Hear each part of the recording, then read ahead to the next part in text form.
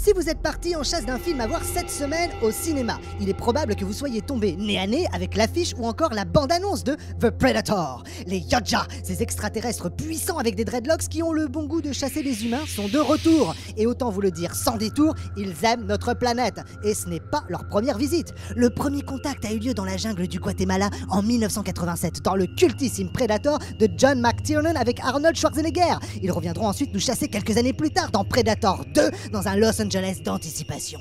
Puis sur l'île Bouvet en Antarctique en 2004 dans Alien vs Predator, et ensuite encore à Gunnison dans le Colorado en 2007 dans Alien vs Predator Requiem. Et ce n'était pas un dream. Enfin en 2010, le reboot Predator Z, qui se déroule cette fois-ci sur une planète étrangère, donc ça ne compte pas vraiment. Mais cette fois-ci, on a passé un cap. Les Predators que l'on croyait la super espèce de chasseur a engendré une version améliorée. Oh my god.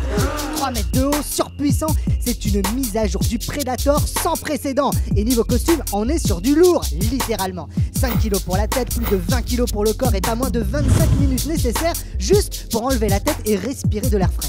Sous le costume, c'est le cagnard. Impossible pour l'acteur Brian Prince de se baisser sans l'aide de quelqu'un. Il doit également porter des lentilles de couleur vive qui lui brouillent la vue et sa vision périphérique est bloquée. Bref, pas le rôle le plus flex de sa vie. Et pour réinventer la franchise, c'est Shane Black que l'on a mis aux commandes. Scénariste de L'Arme Fatale avec Mel Gibson et Danny Glover dans les années 80, réalisateur de Iron Man 3, The Nice Guy ou encore de Kiss Kiss Bang Bang. Pour Shane, Predator, c'est un peu Unchain My Heart. Lui qui interprétait le personnage de Rick Hawkins dans le tout premier Predator fut la première victime de ce chasseur sans pitié.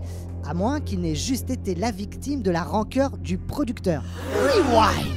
Shane Black, qui vient tout juste de terminer l'écriture de L'Arme Fatale, décroche un rôle dans Predator. Quand on lui demande de collaborer au scénario, il refuse, arguant qu'il a déjà été pris comme acteur et que cela lui suffit. Du coup, mort prématurée à l'écran.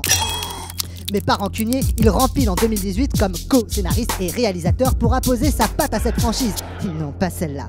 Ce nouvel épisode s'appuie sur les épisodes précédents et l'inscrit dans un contexte. On est donc plongé dans un monde qui connaît les Predators, les étudie depuis plus de 30 ans, mais évidemment c'est top secret et seule l'agence gouvernementale Stargazer est au courant. Normal. Mais alors de quoi ça parle ?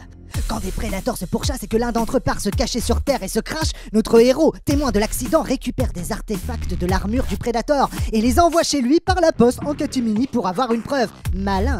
Mais le paquet est évidemment ouvert par son fils autiste de haut niveau avec le syndrome d'Asperger.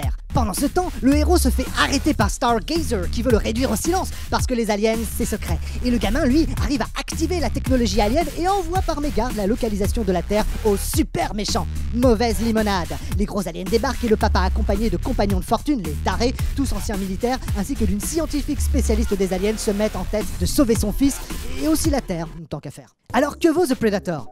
Niveau scénario, il peine à convaincre et accumule les clichés. Bref, rien de bien nouveau. Ce qui change en revanche, c'est l'angle choisi par Shane Black qui privilégie l'humour à l'horreur au risque de dénaturer complètement l'esprit Predator. Ce parti pris de réinventer la franchise en injectant de l'humour, déjà expérimenté par d'autres pour relancer des univers en perdition, fonctionne en général plutôt bien. Et ici, on rit vraiment beaucoup au cours du film. On retrouve quelques clins d'œil plus ou moins dissimulés à des films d'anthologie comme E.T. ou encore à Stanley Kubrick. Mais l'horreur est complètement absente du film et les fans risqueront d'être déçus, sauf à vivre ce long métrage comme un film d'action humoristique.